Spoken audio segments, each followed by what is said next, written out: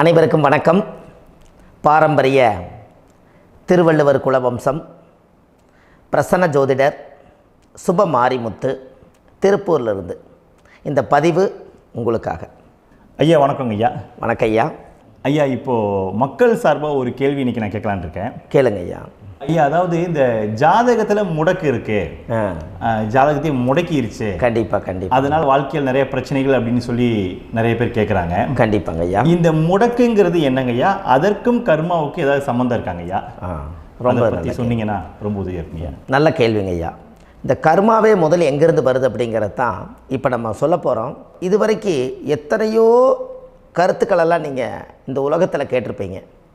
ஆனால் இந்த பதிவில் நீங்கள் பொறுமையோடு இந்த கருத்தை ஒரு இனிமையோடு நிதானமாக கேட்டிங்கன்னா உங்களுடைய ஊழ்வினை கர்மா எங்கிருந்து உருவாச்சு, இதனுடைய இந்த கர்மானால் நாம் என்ன கஷ்டப்படுறோம், நாம் இந்த பூமியில் பிறக்கிறதுக்கு என்ன வரம் வாங்கி வந்தோம், நம்ம பாவ புண்ணியமெல்லாம் ஜாதக கட்டத்தில் போய் எப்படி எடுக்கிறது, நம்மளுடைய தோஷம்னு சொல்கிறோமே அந்த தோஷம் எப்படி கிரியேட் ஆகுது, நம்ம இந்த பூமியில் பிறக்கும்போது கொண்டு வந்த கர்மாவா, இல்லை கடவுளே நம்மளுக்கு ஒரு தண்டனையாக கொடுத்த கர்மாவா, இல்லை நம்ம இந்த பூமிக்கு வந்ததுக்கு அப்புறம் செய்த கர்மாவா, இது எல்லாத்தையுமே நம்ம பொறுமையாக கேட்கணும்னா கண்டிப்பாக இந்த பதிவை நீங்கள் பொறுமையோடு கேளுங்க. உங்களுக்கு இதில் ஒரு பெரிய ஒரு ரகசியம் ஒன்று அடங்கியிருக்குது. அந்த ரகசியத்தை தான் இன்றைக்கி இந்த உலகத்துக்கு அரங்கேற்றம் பண்ணுறேன். இந்த முடக்கு நம்ம ஐயா கேட்டதில் ஒரு அற்புதமான ஒரு விஷயம் என்ன அப்படின்னு கேட்டிங்கன்னா, முடக்குங்கிறது அந்த காலத்தில் பெரிய திறமையை கட்டி போட்டு வச்சுட்டா நம்மனால் அது இயங்க முடியுமா? முடியாது இல்லைங்களா ஐயா? முடியாது. அப்போது அதே மாதிரி ஜாதக கட்டத்தில் நமக்கு வேண்டிய யோகத்தை கடவுளே நம்மளுக்கு நாம் செய்த பாவத்தினால அது முடக்கி வச்சிருச்சுன்னா அந்த பாவகத்தை அந்த ஜாதகர் அனுபவிக்க முடியுமா? அனுபவிக்க முடியாது. அப்போது அந்த அனுபவிக்க முடியாமல் வெளி உலகத்தில் போய் நம்ம தேடி போன பிறவியில் செய்த பாவத்தை இந்த பிறவியில் நீங்கள் தேடி கண்டுபிடிச்சி வாழ்க்கையில் நீங்கள் எப்போ மேலுக்கு வர்றது? அப்போது அந்த கர்மா 12 ராசி கட்டத்துக்குள்ள 27 நட்சத்திரத்தில் 9 கிரகங்களுக்குள்ள ஒரு பெரிய ஒரு ஆத்துமாத்துமான கர்மா, உங்கள் பூர்வ ஜென்ம கர்மா இதுக்குள்ளே எங்கேயோ ஒரு இடத்துல முடங்கியிருக்குது. இந்த முடக்க மட்டும் உங்கள் ஜாதகத்தில் நீங்கள் கண்டுபிடிச்சிட்டிங்கன்னா ஹைலைட்டாக வாழ்கிறதுக்கு, இந்த உலகத்தில் சுதந்திரமான வாழ்க்கை வாழ்கிறதுக்கு ஒரு மிகப்பெரிய பொக்கிஷம் உங்கள் ஜாதகத்துக்குள்ளேயே இருக்குது. அப்போது அந்த ஜாதகத்துக்குள்ளே நாம் போன பிறவியில் நம்ம கர்மா நாம் என்ன செய்திருப்போன்னு உங்களுக்குள்ளே பெரிய குழப்பம் இருக்கும். என்னங்க ஐயா, நீங்கள் என்ன கர்மா பண்ணிட்டு வந்தீங்க, நாம் போன பிறவியில் நம்ம யாரை ஒரு வதச்சோம், யாரை நம்ம மனசை புண்படுத்தினோம், நம்ம தாத்தாவுக்கு சோறு போட்டோமா, நம்ம பாட்டனுக்கு சோறு போட்டோமா, நம்ம முப்பாட்டனுக்கு சோறு போட்டோமா, நம்ம கொள்ளுப்பாட்டனுக்கு சோறு போட்டோமா, அப்போ நம்ம அப்பாவுக்கு நம்மளை பெற்றவருக்கு நம்ம சாப்பாடு கொடுத்தோமா, இவங்களுக்கெல்லாம் நம்ம சேவை பணிமடைகள் செஞ்சோமா, நம்மளுடைய உறவுகளுக்கெல்லாம் அரவணைச்சு போனோமா, நம்மளுடைய இந்த மாதிரி நாம் இரத்த சம்பந்த உறவுகளை இருந்து தான் இந்த உலகத்துக்கு நம்ம வெளியில் வந்திருப்போம். அப்போது வெளியில் நீங்கள் நிற்கிறீங்க, அப்படியே மேலே போய் பார்த்தீங்கன்னா ஒரு 7 தலைமுறையில் ஒவ்வொருத்தரும் செய்த கர்மாவெல்லாம் நம்ம பிளட்டு ரிலேட்டிவாக இப்போ நீங்கள் கரண்ட்டில் இருக்கிறவங்க கிட்ட தான் டெபாசிட் பண்ணியிருக்கோம். அப்போ இது தெரியாமல் நாம் ஜாதகத்துக்குள்ளே போய் தசாபுத்தி நல்லா தனுங்க இருக்குது, நான் ரொம்ப கஷ்டப்படுறேன், என் ஜாதகத்தில் போய் பார்த்தேன் எல்லா கிரகங்களும் நல்ல வலிமையாக இருக்குன்னு தான் சொன்னாங்க, ஆனால் இன்னும் என்னுடைய கடன் அடையலை, இன்னும் என்னோடய கர்ம தீர்ந்த மாதிரியே தெரியல, எனக்குள்ளே ஒரு தாட்டு என்னமோ நான் ஒரு பின்தங்கின வாழ்க்கையிலே வாழ்ந்துட்டுருக்கேன் அப்படின்னு நீங்கள் சொல்லும்போது, அப்போ இதையெல்லாம் தாண்டி ஒரு கர்மா உங்களுடைய ராசி கட்டத்துக்குள்ளே எங்கேயோ ஒரு பக்கத்தில் ரகசியமாக புதைஞ்சிருக்கு. அப்போது அந்த ரகசியமாக புதைஞ்சிக்கக்கூடிய அந்த முடக்கு தான் இன்றைக்கி இந்த உலகத்துக்குள்ளே நீங்கள் தெரிஞ்சுக்கக்கூடிய விஷயம். அப்போ அந்த முடக்குங்கிறது ஒன்று உண்மை. இந்த உலகத்துக்கு நம்மளை எல்லாத்துலேயும் நல்லா யோசிச்சு பாருங்கள். 12 ராசி கட்டம் இருக்குதுங்களா ஐயா? ஆமாங்க ஐயா. ஆனால் கிரகம் எத்தனை இருக்குதுங்க? 9 தான் இருக்குங்க ஐயா. ஆமாம், 12 ராசிக்கு 12 கட்டத்துக்கு 12 கிரகம் கொடுத்துருக்கலாமல்ல கடவுள். அப்போ ஏன் 3 கட்டத்தை மட்டும் எம்டி பண்ணி மீதி 9 கிரகத்தை வச்சுக்கிறாருன்னா, அப்போ நாம் செய்த 3 தலைமுறை கர்மாவுக்கு அது எந்த கட்டம் பிளாக் ஆகுதோ அந்த கட்டத்துக்குள்ளே ஏதோ ஒரு ரகசியம் இருக்கிறனால தானே எங்கேயோ ஒரு பக்கத்தில் நீங்கள் கண்டிப்பாக கர்மாவில் மாட்டுவீங்கிறது கடவுளே படைச்சு தானே இதை உருவாக்கியிருக்காரு. 12 ராசிக்கு 12 கட்டம் கொடுத்துருந்தா எங்கே நீங்கள் சுற்றி வந்தாலும் ஏதோ ஒரு வீட்டுக்குள்ளே போய் உட்காந்துக்கலாம். ஆனால் ஒரு வீடு சுத்தமாக இருக்குது, ஒரு வீட்டில் 4 கிரகம் இருக்குது, ஒரு வீட்டில் 3 கிரகம் இருக்குது, ஒரு வீட்டில் 5 கிரகம் இருக்குது, ஒரு 3 வீடு 4 வீடு காலியாக இருக்குது. அப்போ எங்கேயோ ஒரு ராசி கட்டத்துக்குள்ளேயே கடவுளுடைய கர்மா விளையாட்டு, அது ரகசிய விளையாட்டு தான். அப்போது இந்த இடத்துல தான் உங்கள் ஜாதகத்தில் முடக்கு இருக்குது. இந்த முடக்கை நீங்கள் எப்படியெல்லாம் அதை ஆராய்ச்சி பண்ணி கண்டுபிடிக்க முடியும் அப்படிங்கிற ஒரு விஷயத்தை தான் இன்றைக்கி நம்ம இந்த உலகத்துக்குள்ளே இதை நுழைக்க போகிறேன். இப்போ அப்பா செய்த பாவம்னு ஒன்று இருக்குமில்லங்க ஐயா, நம்ம அறியாத வயசில் தெரியாதில்ல, அப்பா செய்த பாவம்னு இருக்கும். அப்பாவுடைய சொத்து பிள்ளைக்குத்தானா, அப்பாவுடைய பாவம் பிள்ளைக்குத்தானே, என்னங்க ஐயா? சரி, அப்போ தாத்தா இருக்கிறாரு, தாத்தாவுடைய கர்மா உயிர் எங்கே எழுதி வைக்கிறாருங்க? அப்போது மகனை விட்டுறாரு. அப்போ தாத்தா மாதிரியே முகம் இருக்குது, தாத்தா மாதிரியே அவருடைய நடை உடை பாவனை இருக்குது, அவர் தாத்தாவுடைய ஜீனு தான் அப்படின்னு இவர் சொல்லும்போது, அப்போ தாத்தாவுடைய சொத்து பேரனுக்கு சொந்தம்னா தாத்தாவுடைய பாவம் எங்கே போகுங்க? Very good. அப்போ அப்போது இந்த கர்மா எப்படி டிரான்ஸ்ஃபர் ஆகுதுன்னு உங்களுக்கு தெரியுதா? அப்போ நீங்கள் போன பிறவியில் அந்த தாத்தாவுடைய பேரனை நீங்கள் பிறக்கிறதுக்கு கர்மம் உங்களை செயல்பட வச்சுருக்குது. அதனால் நீங்கள் தாத்தாங்கிறீங்க. அதனால் அந்த கௌரவமாக எங்கள் தாத்தா சம்பாரித்த சொத்து நான் தான் அனுபவிக்கணுங்கிற விதியை நீங்கள் உருவாக்கிறீங்க. அப்போது இந்த ஜாதகத்தில் அந்த ஊழ்வினை தோஷந்தான் ஏதோ ஒரு வழியில் உங்களை கர்மாவை செயல்படுத்துது. அதனால தான் இந்த ஜாதகத்தில் எந்த ஒரு முடக்கை எடுக்கிறதா இருந்தாலும் சூரியன் என்ற நட்சத்திரம் எதுவோ அந்த நட்சத்திரத்துக்கு எந்த வீடு முடக்காகுதோ அங்கே தான் உங்களுடைய கர்மா ஒளிஞ்சிருக்கும். இதுதான் உங்களுடைய பெரிய ஒரு பொக்கிஷமான ரகசியம். சரிங்க ஐயா, இப்போ இதில் நவகிரகங்கள் 9 இருக்கும்போது ஏன் சூரியனை மட்டும் நம்ம இதில் எடுத்துக்கணும்னு நீங்கள் சொல்கிறீங்க? நல்ல கேள்விங்க ஐயா. நீங்கள் கேட்டீங்க பார்த்தீங்களா, 9 நவகிரகம் இருக்கும்போது சூரியனை மட்டும், அந்த சூரியன் என்ற நட்சத்திரம் பிறக்கும்போது அந்த வீடு மட்டும் முடக்காகுன்னு நீங்கள் கேட்டீங்க இல்லையா? இதுதான் அற்புதமான கேள்வி. ஏன் அப்படின்னு கேட்டிங்கன்னா, சூரியன் அப்பாவோட உயிர் கரு போய் அம்மாவுடைய பனிக்கூடத்தில் கர்ப்பத்தில் வச்சு 10 மாதம் 300 நாள் சுமந்து நீங்கள் இந்த பூமிக்கு வெளியில் வரும்போது நீங்கள் என்ன பாவத்தை இவங்க விதைச்சாங்களோ அந்த கர்மாவை வாங்கிட்டு தான் நீங்கள் வெளியில் பிரசவமாகறீங்க. இதுதானே? அப்போ சூரியன் என்ற நட்சத்திரம், அந்த சூரியனுங்கிறது உயிர் கருவல்லவா, அப்பாவுடைய உயிரணுக்கள் அம்மாவுடைய கருவிக்குள்ளே போய் நாம் குழந்தை வடிவத்தில் இருந்து 300 நாள் பாவ உன்னித்த பதிவில் ஏட்டு எழுதி ஒரு ஜாதகத்தை கையில் கொடுத்து பிறந்த உடனே உங்களுக்கு ஒரு ஏட்டை பெரட்டி நீ இப்படித்தான் விதி, இனிமேல் இப்படித்தான் நீ வாழணும்னு சொல்லி உங்கள் கர்மாவை நீங்கள் கர்மாவோடு தானே வெளியில் பிறக்கிறீங்க. அப்போ சூரியன் என்ற நட்சத்திரம் தானே இந்த உலகத்துக்கு ஒரு பெரிய ஒரு மகத்துவம். இப்போ பாருங்கள், விடிய வரைக்கும் நம்ம முழிச்சிட்ருக்குறோம், காலையில் சூரிய உதயமானால் அவங்கவுங்க செயல்படுறோம்.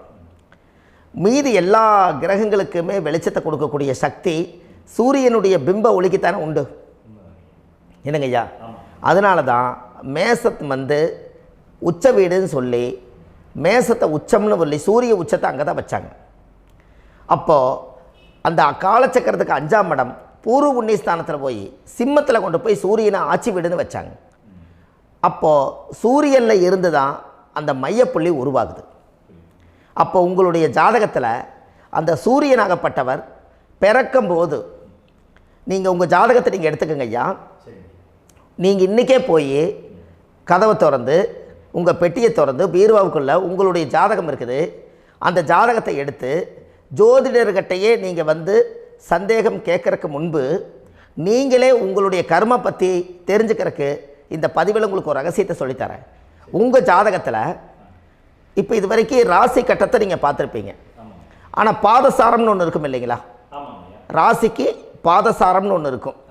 சூரியன் என்ன நட்சத்திரத்தில் இருக்குது, சந்திரன் என்ன நட்சத்திரத்தில் இருக்குது, செவ்வாய் என்ன நட்சத்திரத்தில் இருக்குது, புதன் என்ன நட்சத்திர காலில் நிற்குது, இதெல்லாமே அந்த சாரம் இல்லாத ஜோதிடம் சோரம் போய்விடும். அதனால் அந்த சாரத்தில் நிற்கிது பார்த்தீங்களா கிரகம், அதில் இப்போ நீங்கள் உங்களுடைய ராசி கட்டத்தை ஓப்பன் பண்ணுங்கள். இதில் ராசி கட்டத்தில் சூரியன் என்ற நட்சத்திரம்னு ஒன்று இருக்கும் இல்லைங்களா? அது எதுவாக வேணாலும் இருந்துட்டு போட்டோம். அந்த நட்சத்திரம் தான் நீங்கள் பிறக்கும்போது தாயுடைய கருவறைக்குள்ள கரு உருவான நட்சத்திரமே அதுதான்.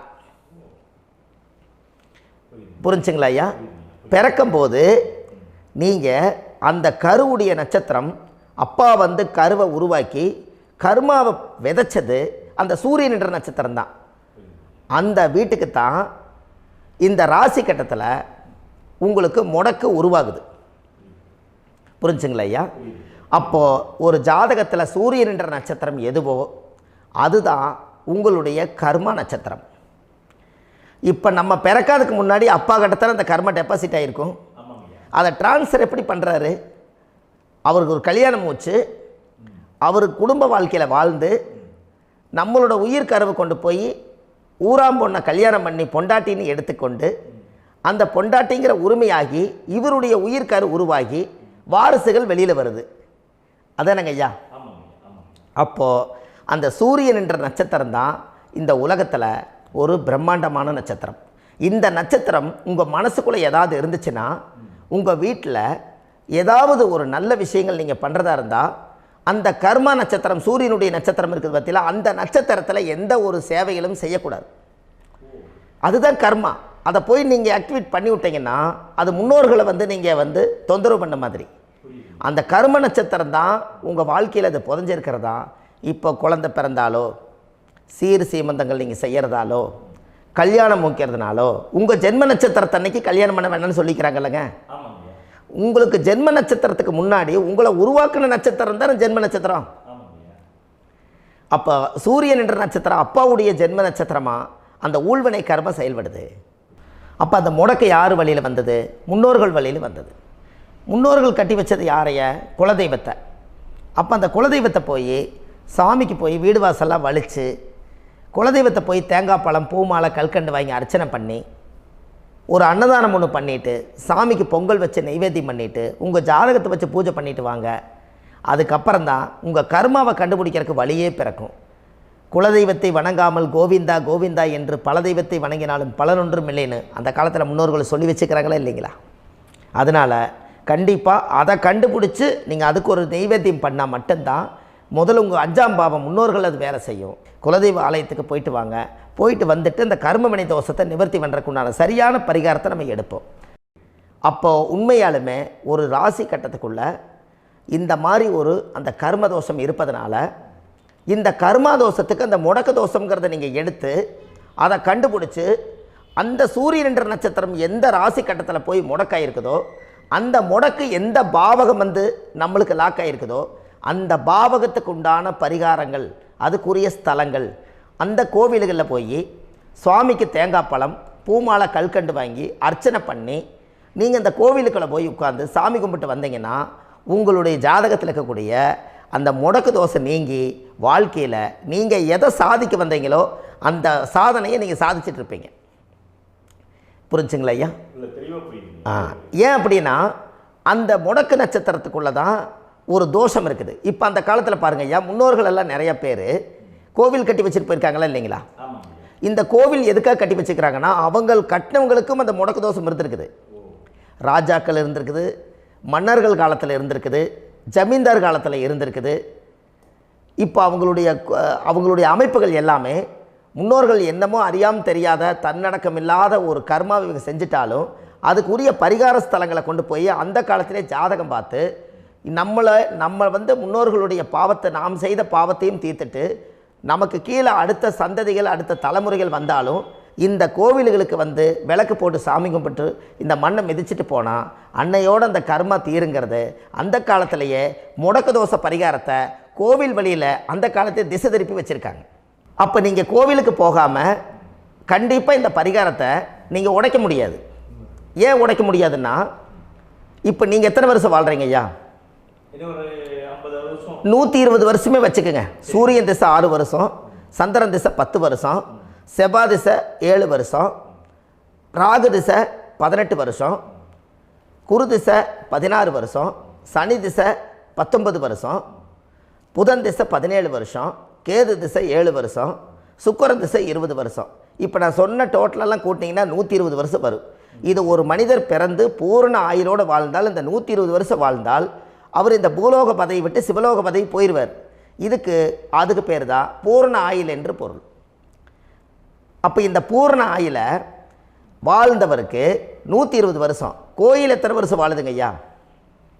கோயில் பழங்காலத்து கோயிலெல்லாம் எத்தனை வருஷம் வாழுதுங்க? 12 வருஷத்துக்கு கும்பாபிஷேகம். அது ஓகே, அது பரவாயில்ல. 12 வருஷத்துக்கு ஒருக்கா பழசை புதுப்பிச்சு கும்பாபிஷேகம் பண்ணி மறுபடியும் அதுக்கு பவர் ஊட்டி சக்தி ஊட்டி அதுக்கு உருவேற்றுறாங்க.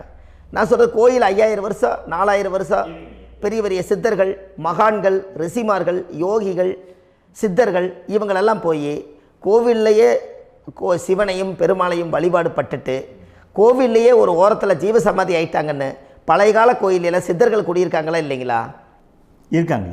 இருக்காங்கல்லங்க ஐயா. அப்போது நாம் 120 வருஷம் வாழ்கிறோம், கோவில் 5000 வருஷம் வாழுது. எங்கே சக்தி அதிகமாக இருக்குன்னு சொல்லுங்க? கோவிலில் தாங்க ஐயா. கோயில் தான், அதில் ஒன்றும் மாற்றம் இல்லைங்களே. கோயில் தாங்க. அப்போ கோவிலில் தான் அந்த சக்தி இருக்குதுன்னு நீங்கள் சொல்கிறீங்க. அப்போ உங்களுடைய கர்மாவை உடைக்கிறதுக்கு 120 வருஷம் பெருசா 5000 வருஷம் பெருசான்னு சொல்லுங்கள்? 5000 தாங்க. அப்போ 5000 வருஷம் உள்ள அலைகள் வந்து எத்தனை அந்த சிவனுக்கு இப்போ சிவன் கோயிலே உங்களுக்கு முடக்கு தோஷத்துக்கு ஒரு கோயில் வருதுன்னு வச்சுக்கோங்க. அந்த கோவிலில் எத்தனை முடக்குகளுக்கு உண்டான கோவில்கள், எத்தனை பழங்களை ஊற்றி சாமிக்கு அபிஷேகம் பண்ணியிருப்பாங்க, எத்தனை பால் கூட ஊற்றிருப்பாங்க, பன்னீர், தேன், இளநீ, மஞ்சள் நீர், திருமஞ்சனம், அபிஷேகம், பொங்கல், நைவேத்தியம் இத்தனையும் செஞ்சு அந்த சிவனை வந்து சிவனாக பார்த்து அந்த கருவறைக்குள்ள ஒரு கிராணங்கள் வரும்போதும் கூட பாதுகாப்பு பண்ணி வச்சு நல்ல சக்தியோடு அந்த கருவறையை புத்தியோடு அவங்க வேலை செஞ்சு அந்த காலத்தில் வச்சுருக்காங்களா இல்லைங்களா? அப்போது நம்ம வீட்டை அவ்வளோ சுத்தமாக வச்சுருக்க முடியுமா? என்னதான் வாஸ்து இருந்தாலும் முடியாது இல்லைங்களா?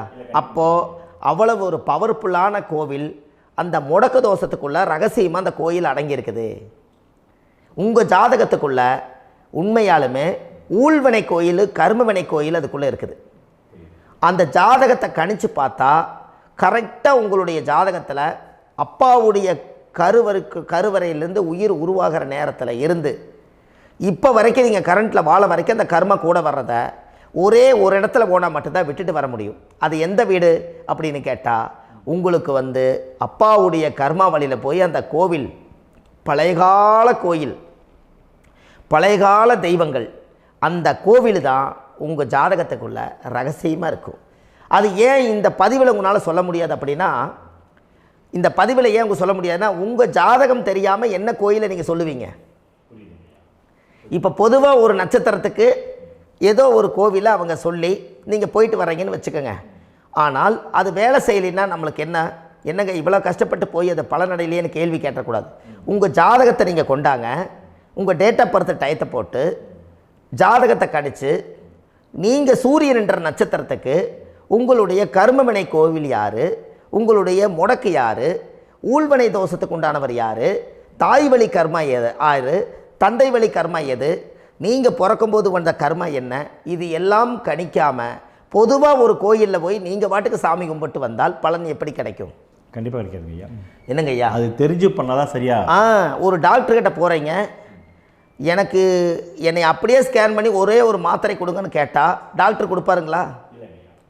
அவர் என்ன பிரச்சனை இருக்குதோ அதை முதல்ல கண்டுபிடிச்சி ஸ்கேன் பண்ணி பார்த்து ரிப்போர்ட் எடுத்து அது மூலியமாக தான் கொஞ்சம் எடுத்து ஐயா உங்களுக்கு இந்த பிரச்சனை, இதுக்கு தீர்வுக்கு இதுக்குண்டான மெடிசன், இது இப்படித்தான் சாப்பிடணும்னு அது முறையாக சொல்லி அந்த உயிர் வாழ வைக்கிறாரு டாக்டர். அவர் ஒரு தெய்வ வடிவத்தில். கரெக்டுங்களா ஐயா? அப்போ உங்களோட கர்மா எங்கே செயல்படுது அப்படின்னா இந்த முடக்க நீங்கள் இந்த பதிவில் தெரிஞ்சுக்கங்க. அதுக்குரிய நட்சத்திரம் என்னன்னு தெரிஞ்சு வச்சுங்க. உங்கள் ஜாதகத்தில் சூரியன் என்ற நட்சத்திரத்தை எடுத்துக்கங்க. அந்த வீட்டுக்கு முடக்க இந்த பதிவில் எந்த வீடு லாக் ஆகிருக்குதுங்கிறத நான் உங்களுக்கு இந்த வீட்டில் சொல்கிறேன். அந்த வீட்டு நீங்கள் பாருங்கள், உங்களுடைய லக்கணத்துக்கு அது எந்த வீடு. இப்போ லக்கணத்துக்கு ஒரு 7வது வீடுன்னே வச்சுக்கோங்க. அப்போ லக்கணத்துக்கு 7வது வீடே முடக்கு. அப்படி ஒரு முடக்கு ஆகிப்போச்சுன்னா ஒரு ஜாதகத்தில் லக்கணம் தான் 1, 7ஆம் இடம்ங்கிறது மனைவி ஸ்தானம். ஒரு ஆணுடைய ஜாதகத்துக்கு 7ஆம் இடம் தான் மனைவி. அவருக்கு நல்ல மனைவி அமையாமல் ஆடம்பரம் இருந்தும் வீடு அரண்மனை மாதிரி இருந்தும் அந்த மனைவியை ஒரு சந்தோஷமாக அவர் அனுபவிக்க முடியாது. புரிஞ்சுங்களா ஐயா? சந்தோஷமாக அனுபவிக்க முடியாது. ஏன் அப்படி? 7ஆம் இடத்துல தான் அவரோட கர்மா உட்கார்ந்துருக்குது. கரெக்டாக சொன்னீங்க. 7ஆம் இடத்துல தான் அந்த கர்மா உட்கார்ந்துருக்குது. அப்போ அந்த 7ஆம் இடத்துல இருக்கக்கூடிய அந்த கர்மா போன பிறவியில் நீ மனைவிக்கு சோறு போடாமல் மனைவியை கட்டி வச்சு அடிக்கிறதும், மனைவியை துன்புறுத்துறதும், அந்த மனைவி இருக்கவே இன்னொரு வாழ்க்கைக்குள்ளே போகிறதும், இங்கே வாழ வேண்டிய தாம்பத்திய சந்தோஷத்தை கொண்டு போய் இன்னொரு இடத்துல கொடுக்கறதும், தெரிஞ்சிருந்தே நம்மளுடைய மனசுக்குள்ளே திருடுத்தனமாக வாழ்கிறதும், இது எல்லா கர்மாவும் போன பிறவியில் நாம் செய்த ஊழ்வினை கர்மா தான் உங்கள் ஜாதகத்தில் 7ஆம் இடம் முடக்கு. அப்போ அந்த 7ஆம் இடம் முடக்கா இருந்துச்சுன்னா கண்டிப்பாக உங்கள் ஜாதகத்தில் நீங்கள் என்ன அனுபவிச்சிட முடியும்? நல்ல நண்பர்கள் கிடைக்க மாட்டாங்க, நல்ல ஒரு பார்ட்னர்ஷிப் அமையாது, நல்ல ஒரு நட்பு வட்டங்களில் எதையும் அனுபவிக்க விடாது, ஒரு அங்கீகாரமான உறவுகளில் போய் நம்ம ஸ்ட்ராங்காக நிற்க முடியாது. 7ஆம் இடம் என்பது தாம்பத்திய வாழ்க்கை, பூர்த்தி இல்லாத வாழ்க்கையாக இருக்கும். இப்படியெல்லாம் அந்த ஜாதகத்தில் ஒரு பொதுவாக ஒரு ஜாதகத்தில் 7ஆம் பாவம் முடக்காயிட்டால் இந்த கர்மாவை அவர் அனுபவிச்சுக்கிட்டே இருப்பார். இது எப்போத்தான் அதுக்கு ஒரு தீர்வு வேணுங்கய்யா? அந்த கோயில் எதுன்னு நீங்கள் கரெக்டாக சொன்னீங்க. இப்போ இது மனிதனால் செயல்படுது. மனிதர்கள் தான் கோயிலை கட்டி வச்சாங்க. தெய்வத்தை விட ஒரு காலத்தில் மனிதர்களுக்கு மகிமை ஜாஸ்தி. ஏன்னா சாதாரண ஒரு மண் பூமியாக இருந்த இடத்த மனிதர்கள் தான் கோயில் கட்டி ஒரு மகிமைப்படுத்தி புண்ணியம் பண்ணி வச்சாங்க. மனிதர்களுக்கு சக்தி அதிகம்தான், ஆனால் பிரபஞ்சத்துக்கு அதை விட சக்தி அதிகம் அல்லவா? ஐயா, நீங்கள் கோவிலுக்கு போய் அந்த கர்மா உடைக்கிறதுக்கு கோவிலில் சக்தி இருக்குது, ரைட்டு. ஆனால் நம்ம வீட்டுக்கும் கோயிலுக்கும் ஒரு மிகப்பெரிய தொடர்பு என்னென்னா, அந்த கோயில் கட்டுறவங்க எல்லாமே பழைய காலத்து கோயிலெல்லாம் பாருங்கள், பஞ்சபூதத்தை வச்சு கட்டியிருப்பாங்க. பஞ்சபூதத்தை வச்சு தான் கட்டுவாங்க கோயில். அது உங்களுக்கு தெரியணும் இல்லைங்களா? பஞ்சபூதம்னா நீர், நெருப்பு, காற்று, பூமி, ஆகாயம். இந்த பஞ்சபூதத்தினுடைய சக்திகள் எல்லாம் ஒரே நேர்கோட்டுக்கு என்னைக்கு வருதோ அன்னைக்கு தான் அந்த கோவிலுடைய பாலக்கால் போட்டு 1000-2000 வருஷம் நிலச்சி நிற்கிறது. காரணம், இந்த பிரபஞ்சத்தில் பஞ்சபூதம் எப்படி நிலச்சி நிற்குதோ அதுபோல் 5000 வருஷம் நிற்கிறதுக்கு அந்த பஞ்சபூத சக்தி வச்சு தான் சாமி சிலையை பிரதிஷ்டை பண்ணி வச்சுருப்பாங்க. அதனால தான் இந்த கோயில்கள் எல்லாம் 5000 வருஷமாயும் எத்தனையோ கிராணங்களை எல்லாம் தப்பிச்சிருக்கிறதுக்கு காரணம். அப்பேற்பட்ட புண்ணிய ஸ்தலம் உங்களுக்கு எதுன்னு தெரியணும் அல்லவா? என்னங்க ஐயா? அப்பேற்பட்ட புண்ணிய ஸ்தலம் உங்களுக்கு எதுன்னு தெரிஞ்சால் தானே நீங்கள் போய் செய்ய முடியும், இல்லாட்டி கண்டிப்பாக தெரியாது. அப்போ இந்த முடக்கு தோஷத்தை கடவுள்கிட்ட கொண்டு போய் ஒப்படைக்கணும். நாம் பிறக்கும் போது கொண்டு வந்த கர்மாவை நாம் இருக்கும் காலத்தில் கொண்டு போய் இந்த கர்மாவை சுத்தப்படுத்தி, நீங்கள் பாவ ஆத்மாவை இந்த பூமியில் பிறந்து பூலோகத்தில் எல்லா புண்ணியத்தையும் செஞ்சுட்டு இந்த பூலோகத்தை விட்டு நீங்கள் போகும்போது புனித ஆத்மாவாக போகணுன்னா உங்கள் கர்மாவை கொண்டுட்டு போகாதீங்க, கர்மாவை நிவர்த்தி செய்யுங்க. என்னங்க ஐயா? அப்போ கர்மாவை சுத்தப்படுத்துங்க. கர்மாவை சுத்தப்படுத்திட்டு உங்களுக்கு பிறக்கிற குழந்தைகளுக்கு அந்த கர்மாவை டிரான்ஸ்ஃபர் பண்ணாமல் உங்களோட நில் பண்ணுங்க. ஒரு உதாரணம் சொல்லட்டுங்களா ஐயா? ஒரு காந்தம் ஒன்று இருக்குது இல்லைங்களா? ஒரு காந்தம்ங்கிறது ஒரு தாத்தாவாக வச்சுக்கோங்க. ஒரு இரும்பை கொண்டு போய் வச்சா ஒட்டு மோட்டாதா? அப்போ ஒட்டுனோடனே காந்தம்ங்கிறது தாத்தா, அவருக்கு பிறந்த வாரிசுக்கு அந்த கர்ம டிரான்ஸ்ஃபர் ஆயிருமா? சரி, இன்னொரு இரும்பை கொண்டு போய் வைங்க, ஒட்டு மோட்டாதா? அப்போ அது பேரனுக்கு வைங்க, பேரனுக்கு வந்துருச்சு அந்த கர்மா. இன்னொரு இரும்பை கொண்டு போய் வைங்க, அந்த காந்தத்துக்கு நேர் இன்னொன்று வைங்க, ஒட்டு மோட்டாதா? அப்போ அதை கொண்டு போய் நம்ம கொள்ளு பேரனுக்கு வைங்க. இப்படியே டிரான்ஸ்ஃபர் ஆகி தலைமுறையாக இந்த கர்மா தொடர்ந்துக்கிட்டே இருக்குது. இந்த இடத்துல கொண்டு போய் காந்தத்துக்கு இரும்பு ஒட்டிகிட்டே இருக்குதுல்ல, இந்த இடத்துல ஒரு மரக்கட்டை செஞ்சு கொண்டு போய் கரெக்டாக வச்சுக்கினே போட்டுமா? அந்த மரக்கட்டையை கொண்டு போய் வைக்கிறவர் யார்? மரக்கட்டை வச்சுட்டு அடுத்த வாரிசு புனிதமாக பிறந்துட்டு அந்த மேலே இருக்கிற கர்மாலாம் இந்த அடுத்த இதுக்கு வராதில்ல. இதுதாங்க ஐயா கர்மா. தொடர்ந்து வரக்கூடிய கர்மாவை அதை நில் பண்ணணுங்கிறதுக்கு பேர் தான் இந்த உதாரணத்தை சொன்னவங்களுக்கு. அப்போ நாம் இந்த பூலோகத்தில் நம்ம ஒரு தாயுடைய கருவறையில் இருந்து தொப்புள் கொடி அறுக்கும் நேரம் நாம் என்ன கர்மாவை வாங்கி வந்திருந்தாலும் அதையெல்லாம் ஆராய்ச்சி செய்து ஜாதகத்தில் முழுமையாக கண்டுபிடிச்சி ஒரு காலம் இல்லைனாலும் ஒரு காலம் நம்ம நல்லா இருக்கிறதுக்காக, நம்ம வாரிசுகள் எல்லாம் நலமடைஞ்சு வளமடைஞ்சு வர்றதுக்காக இந்த கர்மா தோஷத்தை கரெக்டாக கண்டுபிடிச்சி சரியான கோவிலுக்கு போய் நீங்கள் கர்மாவை நிவர்த்தி பண்ணி அங்கே பூஜை புனஸ்தானங்கள், சகசரநாம பூஜைகள், ஓமங்கள், வழிபாடுகள் இதெல்லாம் நீங்கள் செஞ்சு உங்களுடைய பாவத்தை எல்லாம் கழித்து உங்கள் ஜாதகத்தவே யோகமாக மாற்ற முடியும். கண்டிப்பாக மாற்ற முடியும். ஏன்னா நம்ம யாரை நம்பி செய்கிறோம்? சரியான கடவுள்கிட்ட வழிகாமிக்க போகிறோம். அப்போ கடவுள் பொய்யாயிருவாரா? ஐயா நம்ம அதாவது அந்த காலத்தை சொல்லுவாங்க, சத்தியுள்ள சாமி கும்பிட்டு புத்தி உள்ள உள்ளே பெக்கணும்னு சொன்னாங்க. 16 வதபதன்னு பெக்கலை, எல்லாம் அறிவோடு பெற்றாங்க. அதனால் எல்லாமே தாய் தந்தைகள் பேச்சை கேட்டாங்க. அன்றைக்கி எல்லாருமே தாய் தந்தைகளுக்கு தூணாக நின்னாங்க. அப்போ அந்த காலத்தில் சத்தியுள்ள சாமி கும்பிட்டு புத்தி உள்ள உள்ளே பெக்கணும்னு சொல்லி அன்றைக்கி அறிவோடு பெற்று இந்த கர்மாவை ஆளுக்கு ஒரு கர்மாவை டிரான்ஸ்ஃபரை பிரித்து எல்லாரும் சுத்தப்படுத்தினாங்க. இன்றைக்கி நம்ம ஒரு குழந்தை 2 குழந்தை பெற்று வச்சுருக்கோம். அவங்களுக்கே இவ்வளவு கர்மா வந்துருச்சுன்னா இந்த குழந்தைகளுக்கு என்னைக்கு இந்த கர்மாவை போய் கண்டுபிடிச்சி நீங்கள் எப்போ சரி பண்ணுவீங்கன்னு. அப்போ இந்த வாழ்க்கையில் ஏதோ ஒரு பிரபஞ்ச சக்தி நம்மளை அறியாமல் என்னமோ ஒரு இயக்கத்தில் கொண்டு போய் விட்டுருச்சுங்களா? அப்போ இனிமேலாவது இந்த கர்மாவில் இருந்து கண்டிப்பாக நம்ம நிவர்த்தி ஆகணும்னு சொன்னால் இந்த முடக்கு தோஷத்தை யாரெல்லாம் கண்டுபிடிச்சி இந்த ஊழ்வினை கர்மாவில் இருந்து நாம் கருவறையில் சுமக்கும் போது 10 மாதம் நீங்களாம் என்னென்ன நினச்சிருப்பீங்க? அதாவது கருவறைக்குள்ள கருப்பாக ஒரு பிண்டம் இடப்பக்கம் கிடக்கையில் இந்த பூமிக்கு வரும்போது நீங்கள் என்னென்ன நினச்சிருப்பீங்க? இந்த பிறந்ததுக்கு அப்புறம் வந்து தான் அம்மா தெரியுது, அப்பா தெரியுது, தாத்தா தெரியுது, பாட்டி தெரியுது, இந்த உலகத்தில் கண்கொள்ளாத காட்சிகள் எல்லாம் தெரியுது, எல்லாம் தெரியுது. ஆனால் 10 மாதம் உங்கள் வாழ்க்கையில் நீங்கள் இருக்கும்போது நீங்கள் என்னென்னலாம் நினச்சி இந்த பதிவில் இறைவன் கொடுத்தாரோ அதையெல்லாம் அனுபவிக்கத்தான் வந்தீங்க. அதுக்கு இடையில இருக்கிறதான கர்மா. இந்த ஒரு விஷயம் உங்களுக்கு கிடச்சிருச்சுன்னா நீங்கள் எல்லாருமே ராஜயோகமாக பிழைப்பீங்கள்ல. இதில் ஏழை பணக்கார யாரையுமே சொல்ல வரல. அவங்க பிறக்கும்போது புண்ணியத்தை பொறுத்து தான் போன ஜென்மத்தில் நம்ம என்ன புண்ணியங்கள் பண்ணி வச்சோமோ அந்த புண்ணியத்தில் இன்றைக்கி நல்லா வாழ்கிறாங்க. ஒருத்தர் கேட்டார், என் ஜாதகத்தில்ங்க எங்கூட படித்தவர் இடம் வாங்கிட்டார், வீடு வாசல் கட்டிட்டார், தொழில் பண்ணிட்டார், நல்லா இருக்கார், ஆனால் நான் இன்னும் அப்படியே தான் இருக்கிறேங்கன்னு ஒருத்தர் கேட்டார். அதுக்கு ஒரு கருத்து என்னென்னா, டேட் ஆஃப் பர்த் ஒன்று தான், டைம் ஒன்று தானே வச்சுக்கோங்க. அவங்க அப்பா செஞ்ச புண்ணியம் வேறு, நீங்கள் செஞ்ச பாவங்கள் வேறு. அவர் செஞ்ச புண்ணியத்தினால அவருக்கு எல்லாமே முன்னாடி கிடைக்குது. நீ கர்மாவெல்லாம் கழிச்சிட்டீன்னா பின்னாடி கிடைக்க போகுது. இதில் மற்றவங்களை பற்றி வேற்றுமையாக நினைக்கிறதுல எந்த ஒரு இதுவுமே இல்லை. அப்போ ஒருத்தர் பார்த்து ஒருத்தர் வாழ வேண்டாம். உங்களுடைய சுய அறிவை வச்சு இந்த பூலோகத்தில் இந்த பூமியில் நீங்கள் 4 தெரிஞ்சு நல்ல விதமாக கற்றுக்கிட்டு இந்த உலகத்தில் சிறப்பாக வாழ கற்றுக்குங்க. அதுக்கு அந்த ஊழ்வினை தோஷத்தை கண்டுபிடிங்க. உங்களுக்குன்னு ஒரு முடக்கு இருக்குதுங்கிறத இன்றைக்கி நீங்கள் எழுதி வைங்க. அதை எப்படியாவது கண்டுபிடிங்க, அதை தேடுங்க. ஒரு முறை நீங்கள் ஜாதகத்தை கொண்டு வாங்க. அந்த ஜாதகத்தை கொண்டு வந்து உங்கள் பாவகத்தில் எத்தனாம் பாவம் முடக்காயிருக்குதுன்னு பாருங்கள்.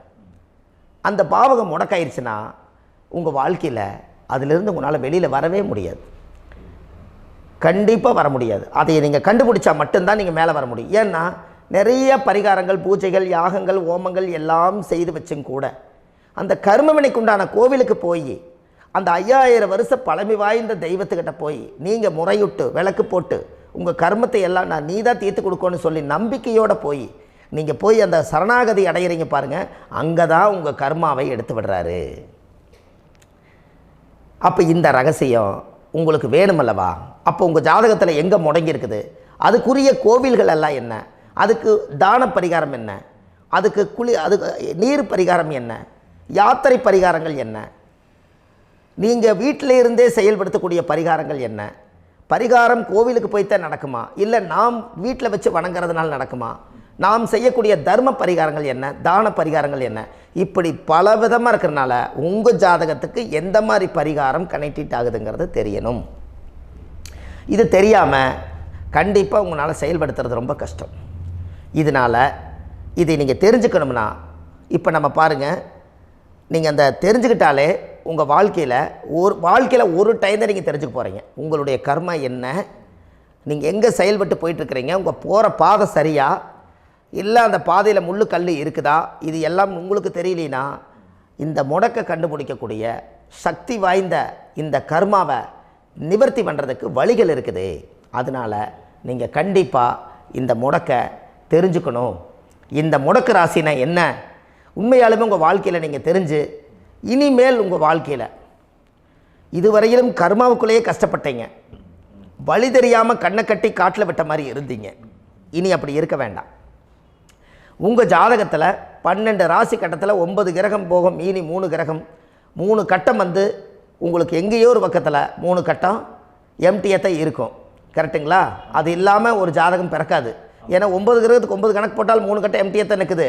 அந்த கட்டத்துக்குள்ளே எந்த நட்சத்திரத்தில், எந்த சாரத்தில், எத்தனாவது டிகிரியில், எத்தனாவது பாதசாரத்தில், எத்தனை வெகுளையில், எத்தனை செகண்டுக்குள்ளே இந்த கர்மா உள்ளே புகுந்து உங்களை செயல்படுத்துதுங்கிறத கண்டிப்பாக உங்கள் ஜாதகத்தை கொடுங்க.